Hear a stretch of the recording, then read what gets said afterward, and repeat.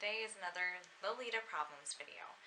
And in this video, I'm going to be tackling one of the first things we Lolita come across when we join the fashion. The rules. And there are the people that support them, and then there are the people that are angry with them and break them at every turn. I want to discuss not the angriness and the war going on and if the rules are right or whatnot. I want to just discuss the rules and if they're, and sort of discuss if they are possibly a route to the bullying problem in Lolita fashion. So let's get started. So I made out on this cute little piece of paper a list of rules to go through. I'm just going to go through them one by one, and I'm going to say my opinion on it and if it's really hindering Lolitas and why they're either silly or not. Okay, so bloomers. I was actually going to make just a singular video on bloomers and if they're completely necessary or not, but then I figured I can just make a whole video on rules, which is what I'm doing right now, because I feel like bloomers shouldn't be as big of an issue as they are. I read online when I was composing this list that some people find girls that don't wear bloomers as promiscuous and not fulfilling the thing of Lolita, when really bloomers are just a suggestion because they are helpful. Like, if you ever need to readjust your petticoat and you're not wearing bloomers on, it could be kind of uncomfortable. But if you are wearing bloomers, such as I can just lift up my petticoat and fix it, and it's fine. I'm not flashing anybody. I'm wearing shorts. What you gonna do about it? It's like a skirt, but in a better way. In a more pastel, kawaii way. And, you know, if you're gonna call someone promiscuous because they don't want to wear something the way you do, or they don't find the worth in actually putting on another layer, then the problem's you and not with that person. Also, you need to take into account if they live in a hot climate. You know, where I live, it gets really hot, and you know, if I wanted to wear Lolita one day and I just decided, hey, I don't feel like putting on bloomers today because it's another layer, it's just gonna make me hot. I have the right to do that because no one should be looking at my skirt anyway, and if they are, that's their problem. So bloomers, not necessary. They are not necessary. They are suggested. They should be a suggestion and not a rule. Because you can't tell someone to wear another layer if they don't want to. Also, it does not disrupt from or hinder the Lolita shape whatsoever. It's just shorts that go under your petticoat. Okay? Alright. Your petticoat must never show. And what I've seen people that say like about girls whose petticoats show is that those girls are cheap and that they don't know what they're doing with their petticoat. Well, you know what? Sometimes when you just sit down, you know, this is the thing that happens where your skirt just kind of goes up and it's like, oh no, my petty's showing. Sue me for sitting, and my dress moves in a certain way. Also, sometimes petticoats, depending on someone's size, are going to be slightly longer, and maybe they don't want to have that petty riding up on them all the time, okay? Sometimes, like in shots of many popular Lolitas, sometimes the camera angle is just slightly off, and you'll see their petticoat. That's fine. It doesn't like break the illusion, the fourth wall that our skirts are like magically held up by all the kawaii souls we steal. We're not like Puella Madoka Magica, okay? We're not out hunting witches and our petticoats suddenly get bigger. That does not happen in the anime. Just making the metaphor there. Don't hurt me for saying a thing about Madoka Magica. I love that anime. But anyway, it's sometimes breaking that fourth wall of Lolita cannot be stopped. Sometimes it's accidental. Sometimes you just don't care. You know, it's not going to hinder your outfit if someone sees your petticoat. So, someone's not going to be cheap because of an accident. I mean, hell, celebrities all the time accidentally, like, flash people, their panties and their boobs and stuff. It happens. Sometimes when you get out of a car, people are going to see your panties, depending on the angle. Sometimes people are going to see your petticoat when you're sitting down. It's really not that big of a deal. The people that make it a big deal are the ones that are the problem. Just saying. Our next rule is covering up the shoulders. Otherwise, you're going to be Ida. That's what I've heard people say online. That you're Ida if you show your shoulders. You know, personally, I'm wearing a blouse today because I felt like wearing a blouse and I thought it worked well for my cord. But you know, if someone thought that their JSK looked cute without a, you know, a blouse, which I've seen people online do all the time, and it's cute. I remember I saw a post on Tumblr of a girl wearing romantic rose letter, and it was one of the JSKs that had like this ruffle sleeve. It looked so cute without a blouse. So cute. I've seen Promenade to Paris JSKs without a blouse. It looks cute. And it looks cute. That's the end of the story. If it looks cute, you like it, you're comfortable, good for you. You can do it. If you feel like wearing a blouse and you think that's your aesthetic, go for it. Just don't shove it down someone else's throat. Because, again, as I said in other videos, what makes Lolita Lolita is the shape, not how you wear it, or how you court it, or what you look like, your race, your gender, any of that shit. Okay? As long as you have the shape, you're fine. You're gonna go, that is Lolita, and you're making it your own. Don't hate on people for making something individualized. Alright.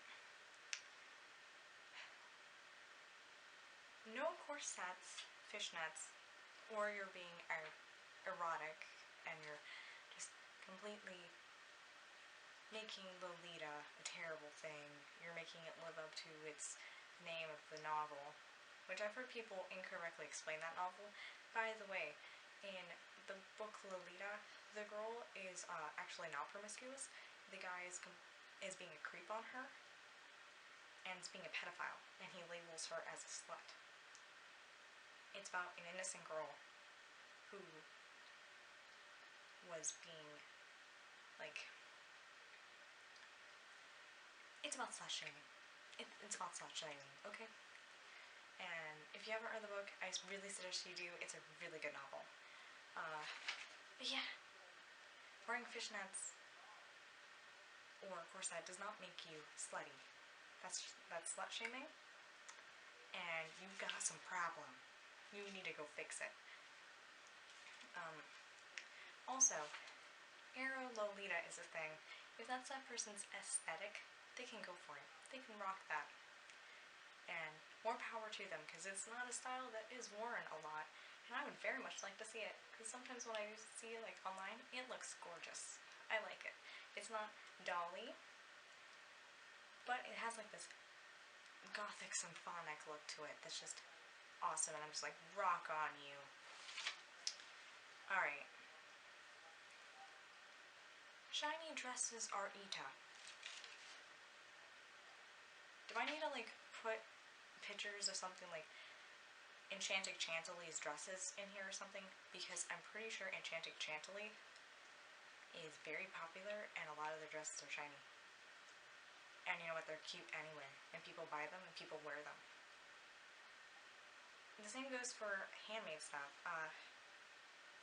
Like, let me just give a little antidote here. When I was still in my Lolita community, I was scrolling down the little feed one time and I saw the mod and a few other girls hating on someone for making a Lolita dress that was just slightly shiny, but that was mainly because flash was on the camera, so the picture was kind of like shiny, and they kept telling her that shiny isn't Lolita, and that she was going into Ida territory, and that they didn't want to be seen with her. And the poor girl, she was so excited to go to a meetup, and they basically kicked her out because her dress was shiny. instead of congratulating her on the amazing sewing skills she had to make a dress. And it looked fabulous. I thought it looked really fabulous. So yeah, shiny dresses don't make you Ida, because again, Ida is not a pronoun. It is a term used for garments, not people. Someone cannot be Ida. Someone could wear something that's Ida. But where do you have the right to tell someone that their outfit looks ouch? Also, if you still think shiny is Ida, please tell me how a big brand that's very popular, thriving, makes lots of money is Ida. Please tell me. I'd like to know. Alright. Next. No cat ears, animal ears, or that is Ida. Insert every single coordinate from Baby Star Shampoo, Angelic Pretty, Metamorphose, and a bunch of indie brands where they have outfits with animal ears. Let me think back to, oh yeah, Fancy Paper Dolls, bunny ears. I believe Baby Star Shampoo at one point had little kitty ears and stuff. I know for a fact Fanta came out with this like creamy cat print, and their whole thing was cats, and the little hood on their salopette had kitty ears. They had a kitty ear headband, and you know what? People ate that shit up because it's cute. Cat ears and animal stuff does not make it Ida. Especially if it's just fulfilling a certain style and image you want to go for. I think animal ears and Lolita look very cute. I think they're adorable, and I think they're perfect for like holidays and stuff. Or, you know, just that sort of thing. Like for Easter, I saw so many bunnies on Tumblr. So many bunny Lolitas in the Lolita tag. It was cute. I liked it. I liked all of them. And I like seeing cords with people putting animal ears. You know? It's making it personalized. Also, on the topic of animal ears, being Ida, this reminds me of the Deerstalker Secret Life of Lolita video, where the Ida Lolita had kitty ears on.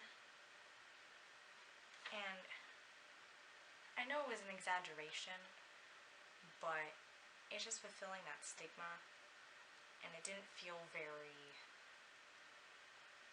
ironic. It felt very jabby and whatnot. That might be just me critiquing that, but that was one of the things that made me not like that series. Although the first video was very hilarious, the whole thing about the Lolita Society thing was not very cute, and showing girls with cat ears and making them Ida for that, along with having traits of being a weeboo.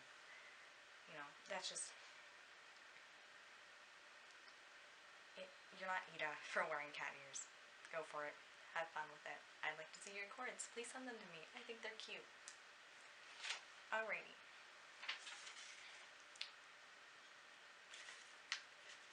Skirts have to be a certain length. Have you never seen Aristocrat? People that say this, seriously, have you ever seen Aristocrat? Or please explain to me how salopettes are not Lolita. Just people that say that skirts have to be a certain length on you, please tell me how salopettes aren't Lolita, because I'm pretty sure those things stop like about mid-thigh, as I have worn a few. Also, that is kind of saying the people of a certain height are the only people that can wear Lolita. Because I'm pretty sure taller girls or girls with long legs are gonna have skirts going a little bit higher up on them. And girls that are shorter are probably gonna have skirts going lower than just about knee length, as I have seen on Tumblr with lots of girls that are short and girls that are tall. Just because of your height or where your skirt ends on you does not make you Ida, and it does not make you not a Lolita. Again, shape. You get this down or this down, you're good to go. Alrighty. No cursing.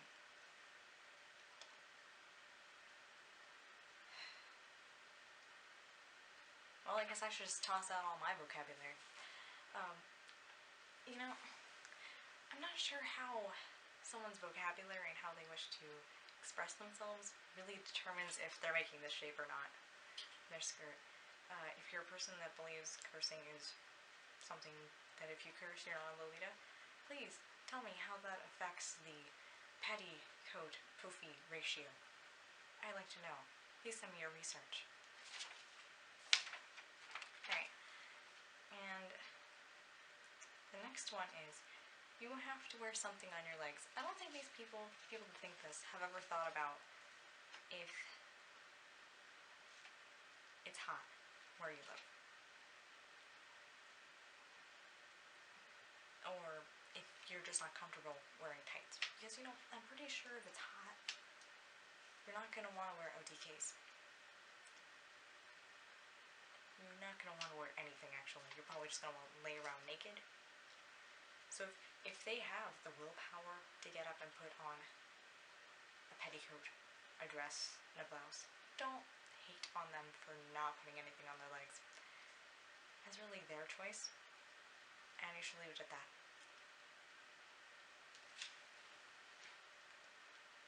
The last one here is no aprons. I don't know if this is still a thing where people say aprons make it look too maid-like and therefore it's Ida, but apron skirts are very popular in Lolita, as well as aprons in general. And let me just think about Berry Garden and how that just released and it came with an apron. And how I'm pretty sure the apron sold out within like a day or two. Aprons don't make things aprons don't make things too maid-like. I think it's really cute that they're kind of tapping into a maid cafe aesthetic. Also, for some prints, it just really completes the look. And there's nothing wrong with that. In fact, there's something wrong with not doing any of these things.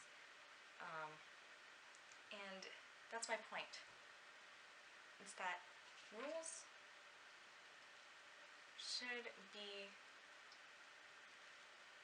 things like helping you get the aesthetic. As long as you got this shape, and you're not doing anything to hinder this shape. Like, I would say wearing cinder blocks is not very Lolita, because I'm pretty sure if you wore a cinder block over your skirt, your petticoat would die. Somehow that's not a rule. Which makes me think that these rules, like the ones I've been talking about, are more in place to sort of be mean to girls and exclude people than it is to actually guide people in the direction of keeping the aesthetic alive. And keeping the look and style and fashion alive. These rules are set in place to allow people to bully each other if they so much as are hot and don't feel like putting on bloomers or tights or OTKs or a blouse. It's not about how it looks. People that make these rules only care about bullying. Loli out.